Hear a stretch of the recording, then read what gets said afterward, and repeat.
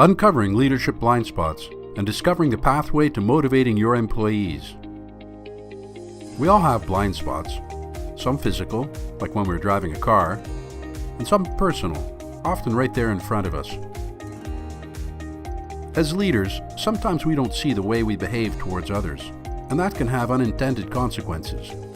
It can impact how employees feel about their jobs and how much effort they're willing to put into them. But just what are the blind spots that may have negative consequences for employees? And what can we do about it?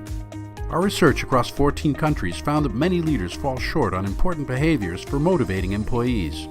50% of employees say they don't quit their jobs, they quit their managers. We looked at key leadership behaviors and found gaps between those that employees say are important and how well their leaders actually perform, what we call blind spots. So what are the 4 leadership behaviors where many leaders have blind spots? Offer sincere praise and appreciation.